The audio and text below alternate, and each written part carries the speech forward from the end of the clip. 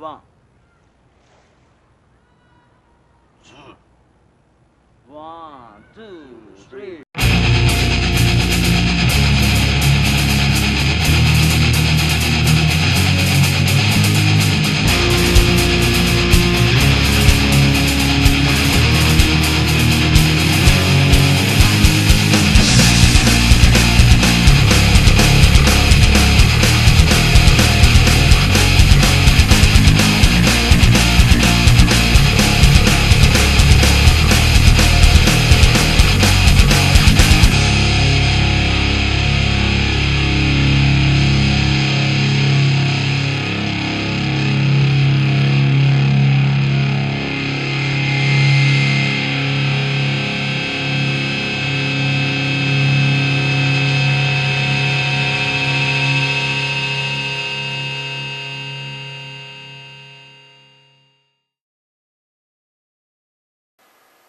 I'm Jamie Lisk. And I'm Stan Hart. And this is Films, Unknown, Cult, and Kool. the film we're going to be doing today is called Fever Night, aka Band of Satanic Outsiders. And Good movie. yeah. Trailer.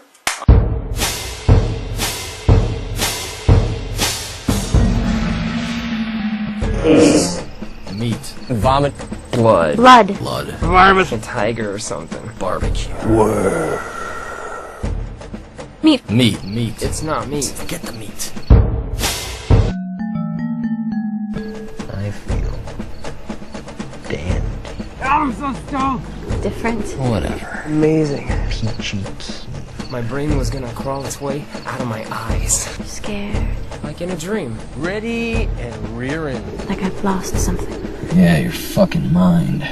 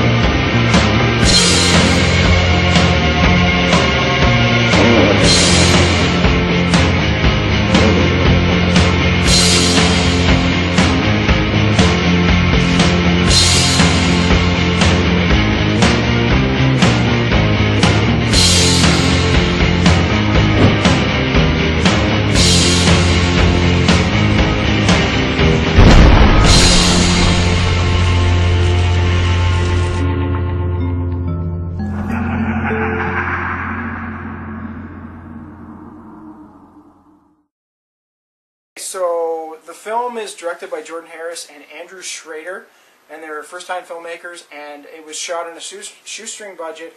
We shot over like a 12-month period, and it was in Oregon. And all I can say is that it's a very strange film, and I'll just describe a little bit of what happens at the beginning, because basically the plot drops off at a certain point, and it just...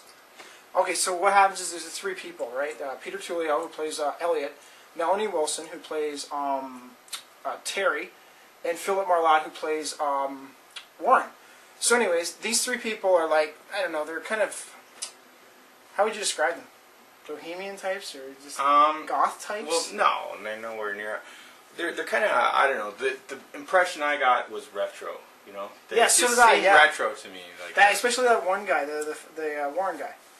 Yeah, with his greaser haircut and all that kind of stuff. Yeah, yeah. But, so anyways, they go out into what they do is, it's the beginning of the movie, and they're stocking up on stuff, and what we find out is they're going out into the woods to basically have a satanic ritual, party or something. Yeah, right? yeah. And then... Conjure the devil up. Yeah, that's what they're doing. So basically they're just drinking, getting drunk, having a great time. And at a certain point in the night, their car gets stuck. And it's a matter of getting the car out, and then so of course they're getting the car out of the thing, and then by accident, one of the girl, Terry, gets run over. So they're kind of in this situation where they have this girl, and they assume that she might have a broken spine, and it becomes this really like frightening experience for them. So at that point, they just try to figure out what to do. So as the movie's going, as they're discussing what to do, one of them, Warren, kind of notices a light coming through the woods, and he decides that he's going to go to the light to get help or whatever, right? So as he makes his journey to the light, basically that's the end of the story. It just turns into something like a big acid trip or a psychotronic trip. It just doesn't make a lot of sense. But the fact is, it might be style over substance, but it's just an amazing trip. I mean, I loved it. It reminded me a lot of a film called what was that film called? I don't know. Give me The Dead. Christ, it doesn't matter. But anyways, it reminded me a lot of another film, and they're basically trying to get out of to the light so that he can get help, and it's just a massive. I don't know. Dave warns you right at the beginning. There's a little blurb there about you're going to be subjected to subliminal that's kind of and hypnosis, mild hypnosis, and sure enough, I swear to God, I was like, what? I swear, it's perfect. It's just like this movie is it's amazing. Like I was like flabbergastedly drawn back. I was like, wow, this is the fucking coolest movie. Watch it again, like 3 times, just like that. This movie, like for an independent movie, it's just it's good to look at. It's aesthetically pleasing. Yeah. Like, okay, like when I first put it in, I'm like, there's this shot of all this meat in it, and they're talking in the background, like what kind of meat they should buy. And because they need the meat for the blood to do this ritual. It's kind of filling in what's going on there. And I'm looking at this meat, and for some reason, I'm thinking, I'm in for a trauma movie.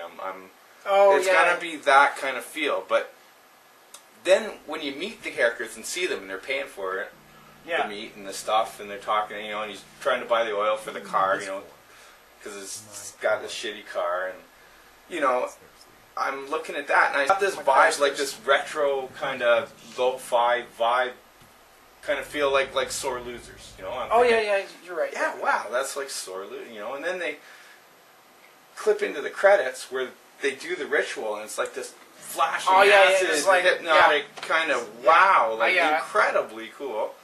And I'm thinking, whoa, this is. It wasn't anything. I've gone from just right across the gambit of movies, like in the first 5 minutes. Yeah. Okay. See, and then it gets into the story, and it's just so beautifully shot. Like it's like I couldn't believe when I looked on and they shot this with like banks of LED flash, like battery powered things hung on PCV pipes in the trees and shit. I have to admit, like it just looks so good.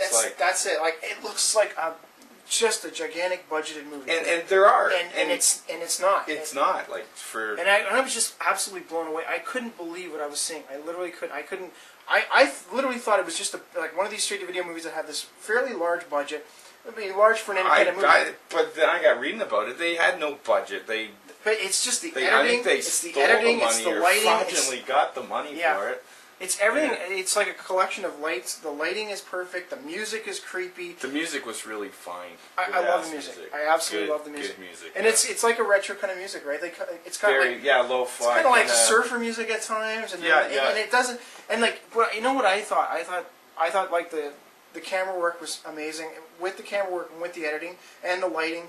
It was just amazing, and like even the littlest things. And there's no word of a lie, that little blurb at the beginning, because there were subliminal cuts in it. Like I actually sat there with the TV, I go like, whoa, what was that? And you can pause, see that actually. frame, and there was one. I'm trying to think of when it was. It was when the camera is coming down out of the tree, and then there's like this flash. I thought, what the frig? And it comes down. I think it's coming down through the trees, and I think someone's lying there. I can't remember what part it was at, but I remember. Oh, I know you're talking about. You're talking about when you're talking about halfway through. Elliot's got blood coming out of his mouth. And he's laying in the woods. Yeah, and the camera comes down. There's a flash, and I, frame till I saw what it was, but it was nothing. It was just kind of looked like pixelated thing. But then there's another part later on when they're in the car, and there's like he's fishing around in the dash. I think For he's that trying to get. mushrooms, or what was that he was trying to get? No, I think he's trying to get a lighter or something, wasn't he? I didn't think he's at the end. There's something in but that. anyways, just a little flash. It looked like I thought it was claws. Was the impression I got. And I freeze frame till I got it, and I couldn't really tell what it was. Maybe it was a hand. Yeah. But there's a scene. And then there's lots of little parts where you're looking at the characters in the background, just subtly distorting with I don't know, After Effects.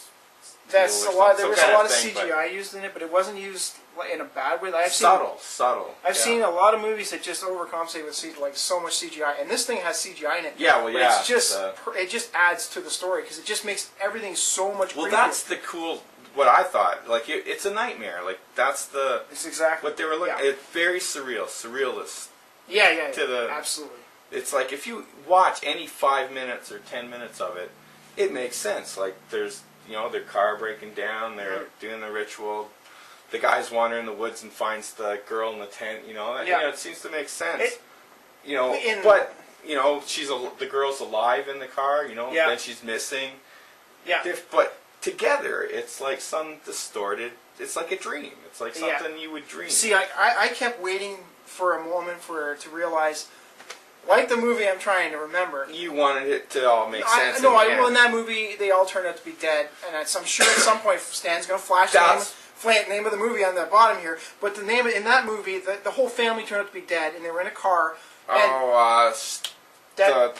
Smeller, stinker, or something like that. Reeker. Reeker, but no, this isn't that. Oh, okay. But it doesn't matter. I'm just saying that I expected them that was going to be the answer. They were dead, or they were just tripping out on mushrooms or something. But it doesn't come, and you're kind of left. Well, there's this play, like, I didn't catch it the first time, but the second time I watched it, it's like there's a history between the characters. Like what's the guy's name? Which one? Not the one with the other guy. You're talking about Warren. Warren. He's the 50s kind of. Yeah, he apparently was. The girl was his girlfriend. Yeah, his girlfriend. They broke up. And they broke up. And but she wanted him back, but he didn't really like her. But the other guy seemed to have I don't know, I kind of caught a little homoerotic thing. I got it too. I absolutely got that. But he liked her too, like kind of thing. He's in the, likes them both. And the first couple of minutes of dialogue are just like, when you're listening to it, you're going, okay, what kind of dynamic is going on here? Is he into her and is he into him? I didn't understand. I got him going, what kind of... And it's kind of interesting because, like, usually films just flow by with the dialogue, but this thing, even the first minute of the film, the dialogue is just even got you kind of wondering. And they're talking about Satan. Is he a goat? Is he a pig? I like that. Is he a goat? And I was like going, it didn't seem to be going anywhere, but you knew that it was going somewhere, and you were in it. You might not be happy. I've read some of the reviews online, and a lot of people. The notion that I got is that they weren't happy with the film because it didn't explain itself. It didn't have. But I like that. I like that element of it because I've watched it probably a dozen, maybe not quite a dozen. Yeah, pretty close to a dozen times. Yeah. And I've got myself. There's a lot. 3 different, maybe 4 different kind of what went on there. Okay, that's the thing. Like it's a thinking man's film for plot. Well, it's not. Like here it is, and there's one thing that it could be. It's like it could be to you. If you wanted to be them dead, I'm sure if you watched it enough times, you could find something to justify that theory. Or if you wanted it to be on drugs, you could probably find something. Or if you wanted it to be something is it Satan chasing them? Is it Satan? Is she Satan? Is it all a dream? Is what is going on? I thought maybe at the end that maybe he was the one that was hit by the car, and he was the one. Because at the end there's a scene. But then right in the middle when they throw that kind of deliverance kind of thing at you, I'm thinking. Oh yeah, I know. Yeah, where did that come from? That's the. Where did that? That reminded me a lot of Last House on Dead End Street. I saw so much of other. I don't even know if it was intentional, but I saw like Last House on Dead End Street, and I saw a lot of films that had this kind of like old '70s vibe to it, or like those old filmmakers back then who were just doing whatever they wanted, like Last House on Dead, just crazy filmmakers from the '70s, early '70s, like Last House and those kind of filmmakers that were just daring. I saw a lot of that in this film. I mean, it didn't. Well, certainly this was a daring cast, a bunch of filmmakers. And I just was absolutely blown away by. I love this film. Definitely blown away. And you can watch it so many times, and See, one of my favorite films. I mean, yeah, like one of my favorite films is a movie called Beyond Your Door, and I watched it so many times. And every time I watch it, you can take something else from it. What is going on? And it doesn't explain itself. And this film reminded me so much of that film. It's not even funny. And when I was watching it, I'm watching something absolutely amazing here. And that's the way I thought. Like when I was younger, I used to, what? Eat a few mushrooms and watch a few movies. And this I'm wondering if that's the movie. This is like, I'm like, did I miss when I took mushrooms when I'm watching this? You know what I mean? It's I'm sure this is that feeling. Like this is like if you watch the movie on mushrooms, what it would be like. You know, if you had not seen the movie before, took some mushrooms, watched the movie, then someone quizzed you on it afterwards. You know what I mean? Yeah. It's like that, and you'd be like, that makes, I don't know. I don't know. You have to have done that to pretty much understand what I'm trying to say. One or two of our three viewers might have done that. Yeah, exactly. Sure. The thing, I want to talk about like this one scene at the beginning of the movie that I've watched it like so many times, and every time it freaking freaks me out. And it doesn't, not too many times does a movie do that, but there's a scene about 12 minutes into the film where the girl is laying up against the car, against the bumper, and the, what's his name, Elliot, is kind of wandering around, and then he gets down, and he's looking at her, and she's got her eyes are closed, and he hears a noise off in the woods, and he turns around to look, and the camera moves just an inch, so you can't really see her, but then he turns back to look at her, and her eyes are right on him, and she's staring right at him, and it scares the fucking shit out of me some every very time. kind of disturbed, like that whole deliverance thing. Put the willies into me. I didn't know what was going on. And you're thinking that's what it's like a dream, because like that guy wasn't a dummy, like in no way, shape, or form. But if you were him, you're okay. Here's the scene. He's walking through the woods. He's got blood because he's covered in blood, and he's walking in the woods. He finds a tent, and inside the tent is this hot girl, and she's like naked, naked, and she's come on in the tent, shouldn't this girl be like, what the hell? You got blood all over you walking, Beast. What's a girl doing in the woods alone, naked, in a tent? Yeah. So I mean, you think he would have been like, but there's something. He jumps right in the tent, and that's the surreal quality. And he's like, it's like one of those dreams you have when you know what's going to happen, but you can't stop it. You just keep, and you don't react the way you should. Exactly, and then sure enough, it all comes down. It's just, I mean, if you're going to I know it's not out yet. As far as I know, this. No, I don't think it's out yet. If it comes out, please get it. I mean, seriously. Seriously, any chance? Actually, it's premiered at New Beverly Cinema. Like in July 24th, and I'm sure it must be on festivals or something. Maybe that's freaking cool. And like I said, the budget, it's not as big budget. I mean, they had to do a bunch of reshoots and stuff, and they shot it. And apparently, they were living out of a bathroom in a truck stop that was, Yeah, they got arrested. Their stunt driver went to jail or something, and it's just a lot of, not because of the film, but something. But it was just a lot of. It was a really independent film. Yeah, like I'm itching to, I'm hoping there's like behind the scenes extras on the DVD. I'm itching to buy this DVD. I've seen so many indie films, and they don't care, and these guys care. Their lighting is just, they must have taken so much time just to set up the lights for every scene, and it's like.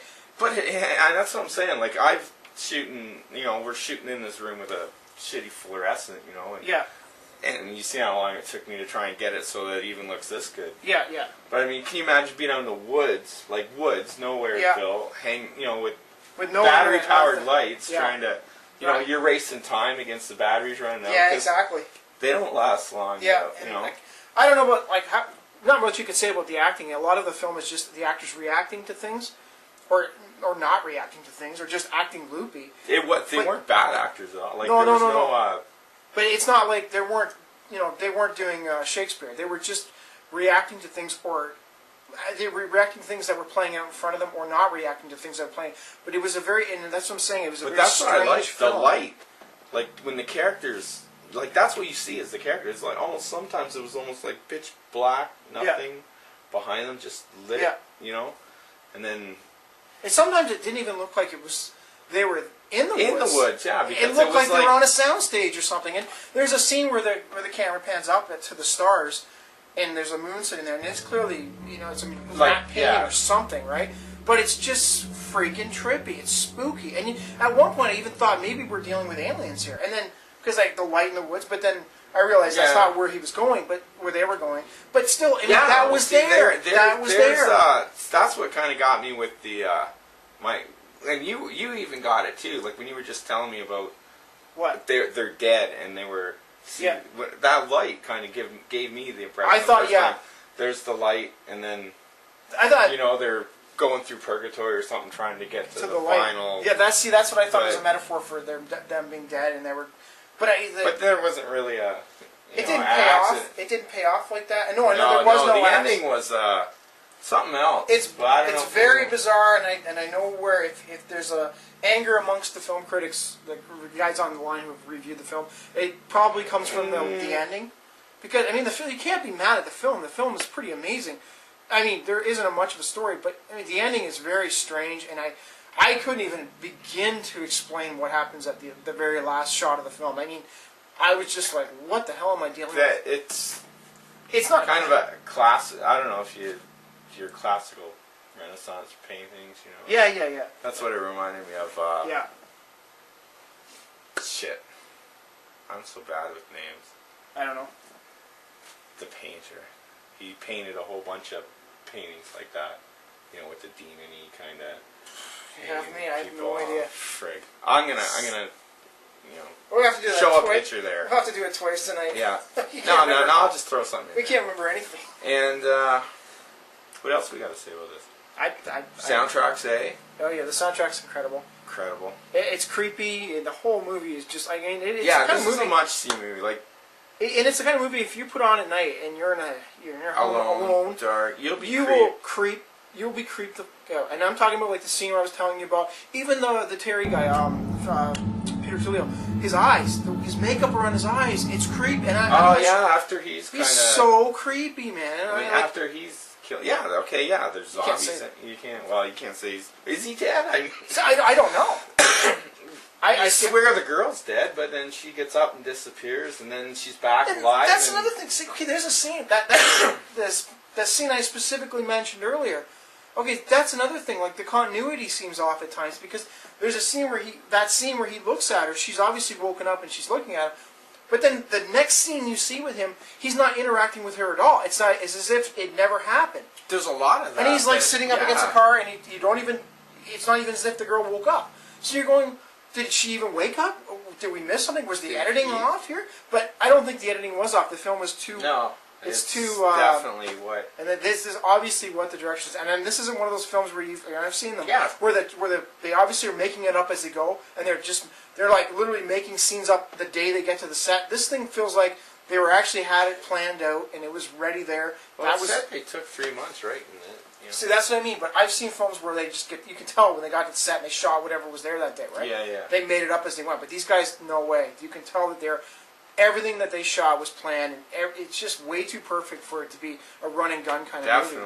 Definitely good work putting I absolutely praise. I can't praise it any more than that. I would love for the director someday to sit down like Brett Kelly did with that piece of crap he just made there. I can't remember the name of that. Blood Moon one.